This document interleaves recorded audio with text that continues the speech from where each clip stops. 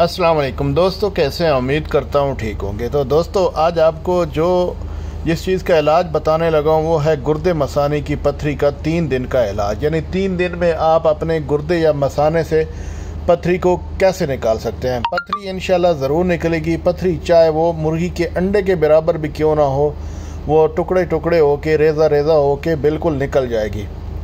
इस नुस्खा, ये बहुत नुस्खा आसान है, लेकिन इसकी कदर तब भी मालूम होगी जब आप इस नुस्खे को इस्तेमाल करेंगे, तो तब आपको इसका फ़ायदा पता चलेगा कि ये कितना आसान और कितना फ़ायदामंद नुस्खा है। दोस्तों, चैनल को सब्सक्राइब ज़रूर किया करें। जब वीडियो देखते हैं तो चैनल का सब्सक्राइब भी दबा दिया करें ताकि आपको आने वाली नई वीडियो मिलती रहे। इसके अलावा दोस्तों के साथ शेयर भी किया करें।